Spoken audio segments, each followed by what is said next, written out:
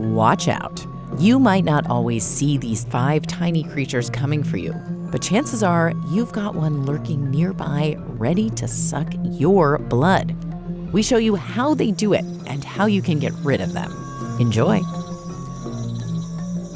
This is the deadliest animal in the world. Mosquitoes kill hundreds of thousands of people each year. The most vulnerable people, children, pregnant women. No other bite kills more humans or makes more of us sick.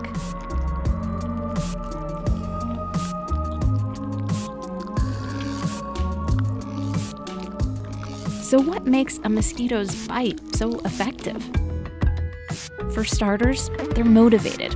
Only females bite us. They need blood to make eggs. And a pool of water for their babies to hatch in. Even a piece of trash can hold enough.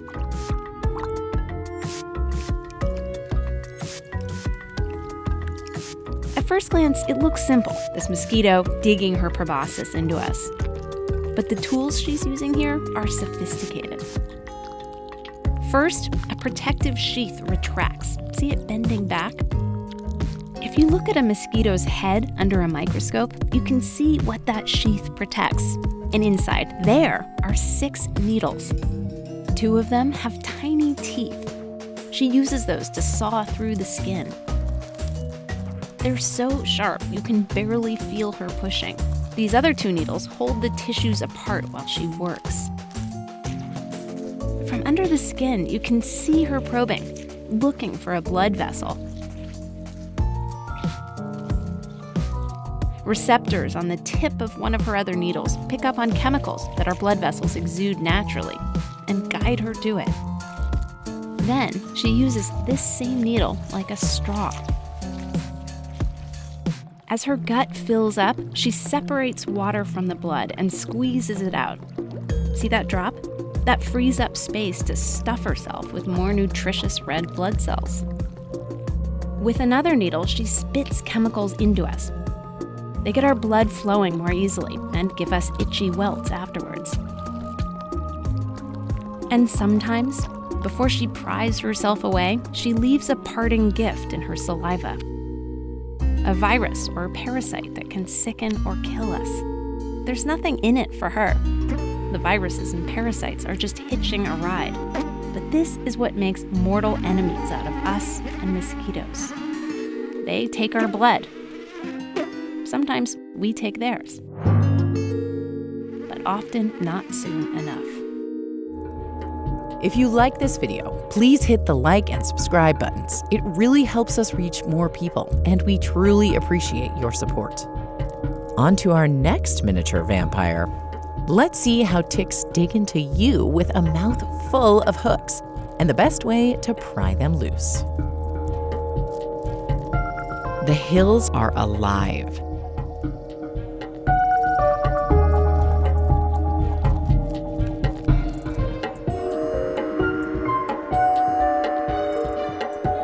With silent, waiting ticks.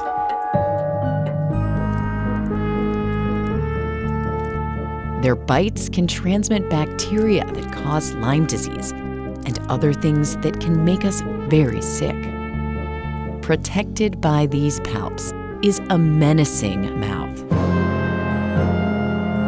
covered in hooks. First, she has to find a host. She can sense animals like us by the carbon dioxide we give off.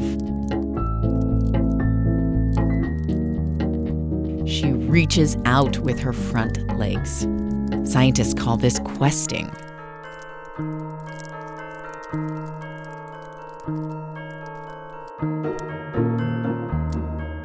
It will use that claw to latch onto something, like your sleeve. Now you see her. Now you don't. Once aboard, she searches out a nice spot to bite into for blood. She lives 3 years, but in that time, she only eats 3 meals. A tick needs enough blood to grow from larva to nymph.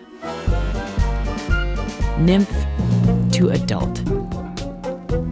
And then for females to lay their eggs. Gross. Let's check out a nymph, a young tick. It's tiny, smaller than a freckle. To grow into an adult, it needs one blood meal, a big one.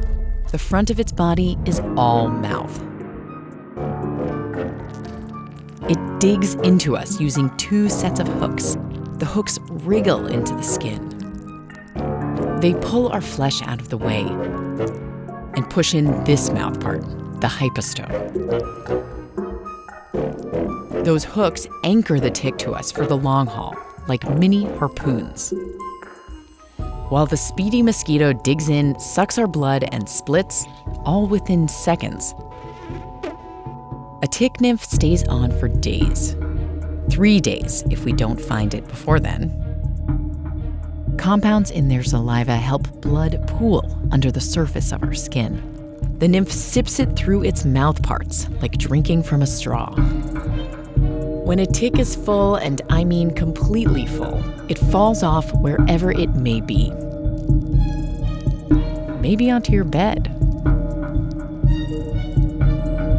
That's if you don't nab it first. You might have heard that you should twist or burn the tick. Not true. Grab the tick close to your skin and just pull straight out. That's how you win the fight against those tenacious hooks. If that didn't make your skin crawl, this will definitely make your scalp itch. It's time to find out how lice turn your hair into their personal jungle gym. It can start as an itch. Maybe a tickle on your scalp. It's head lice, tiny and tenacious. Thanks to millions of years of evolution, these suckers are not easy to get rid of. You might end up in a salon, but not the kind for haircuts. Young lice are so small, they're almost impossible to see with the naked eye. Our scalp is their buffet. They feed on our blood. You can see it inside this adult louse. It's that brownish stuff that's moving. The secret to their success? Their claws, called tarsal claws. And this little part, called a spine, a pair on each of its 6 legs. They've evolved to fit perfectly around a human hair.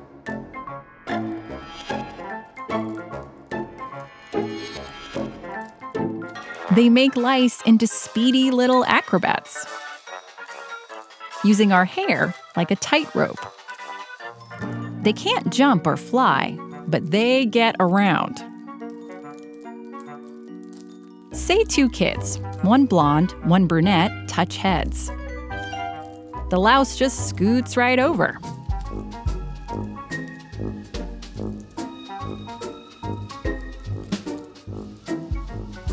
It's been one long game of hopscotch, from human head to human head.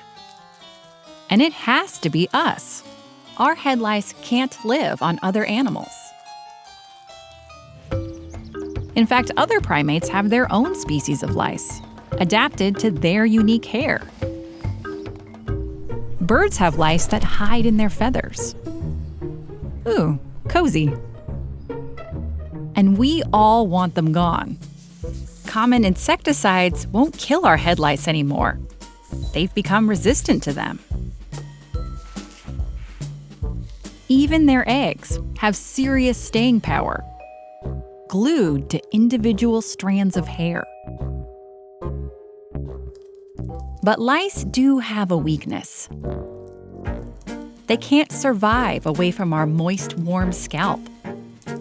Head lice cannot even live on other hairy parts of our body. So if you, or a professional, painstakingly comb them out, they'll starve and die within hours. Okay, it's not fun, but it's just a temporary encounter with a tiny hitchhiker that is biologically destined just for you. If you love learning about wildlife, subscribe to our weekly newsletter. It's free. Link in the description. These beauties are kissing bugs, but you wouldn't want to kiss one, because pretty quickly they swell into a balloon full of your blood. This kissing bug isn't going to give you a loving peck when it sticks you with that tucked away proboscis. It could actually make you really sick, even kill you. It makes its move at night while you're sleeping. It likes your warm body. Kissing bugs get their name because they often bite near the lips or eyes, but they'll dig in anywhere you've left uncovered. A little anesthetic guarantees you won't wake up while they feed on you for 10, 20, even 30 minutes.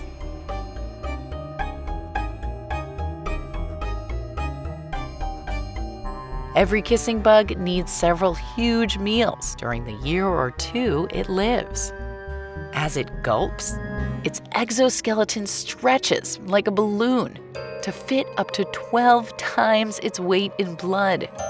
This pliability is called plasticization. How it started, how it's going. All that hot liquid could stress an insect's body and stunt its growth, so the kissing bug cools it down inside its head. Your warm blood flows in.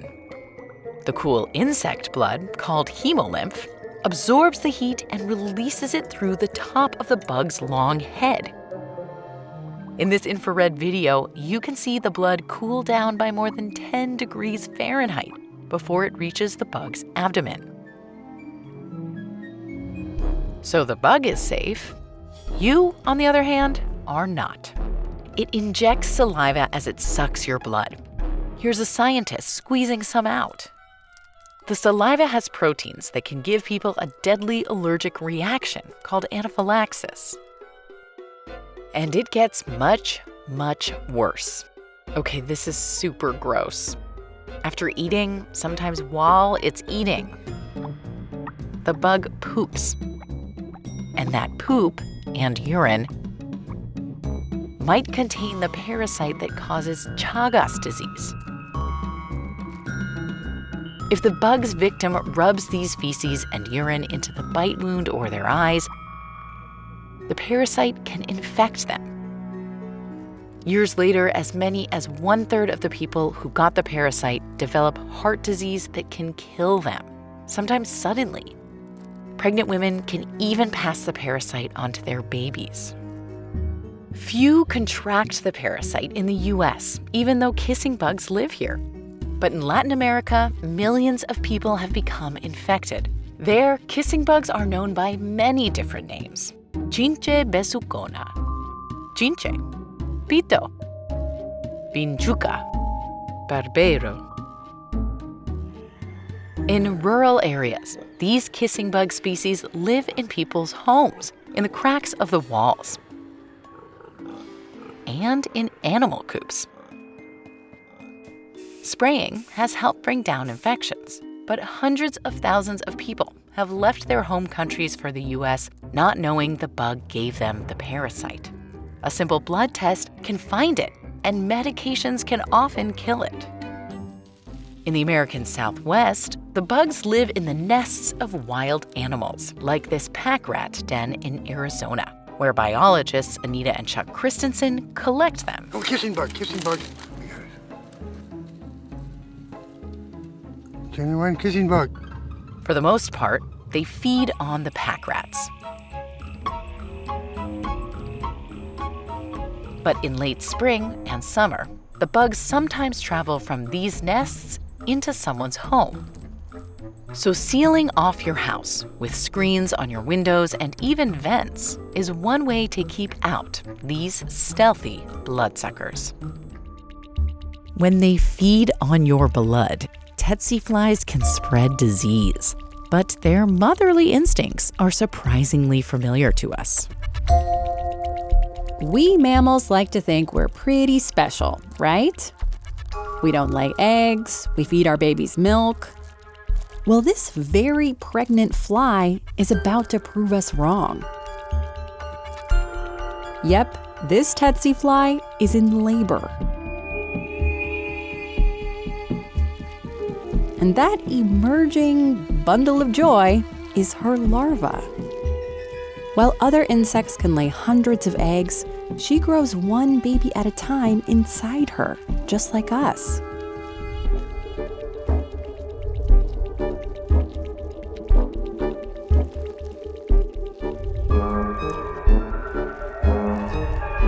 Congratulations! Scientists think tsetse flies started growing their young like this long ago to guard them from parasites. For that same reason, the larva doesn't stick around. It burrows into the dirt for protection. It's already gotten all the nutrition it needs from its mom's milk. That's right, this fly makes milk.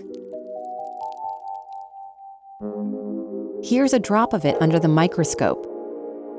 It's made up of protein and fat, a lot like breast milk.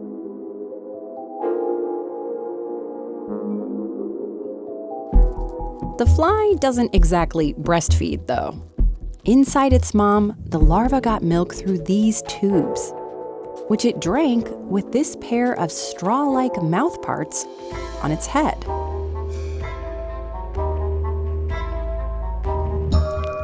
A female tsetse fly needs a lot of fuel because over her 10-day pregnancy, she produces her own body weight in milk. And that fuel comes from us.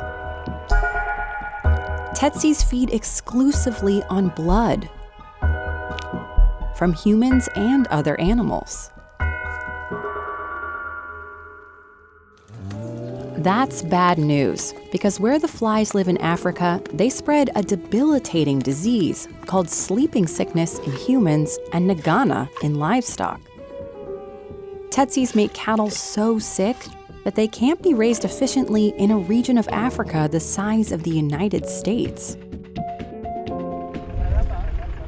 All right, coming back to the first trap we set. People are trying to control them with things like baited traps. It looks like it's got a lot of tsetse flies. Holy cow, that's a lot of flies.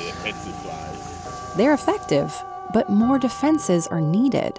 That's where Jeff Attardo at the University of California, Davis hopes to help.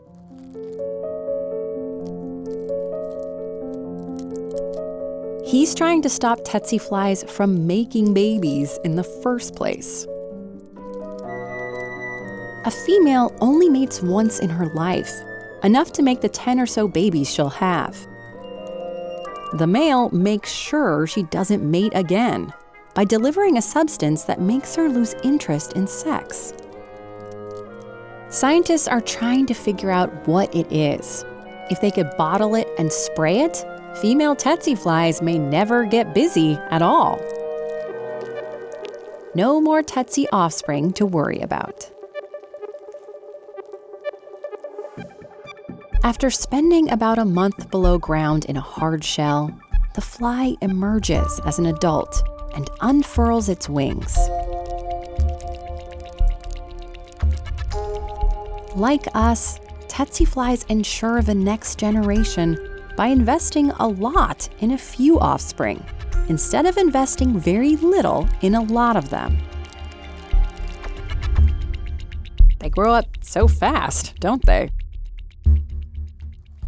If you liked this video, please consider supporting us by becoming a Deep Look Patreon member. You'll get exclusive show updates, behind-the-scenes footage, merch, and more. Click the link on screen or in the description below. And watch more Deep Look videos in this playlist of our most creepy, crawly animals, or this one all about busy bees. See you there.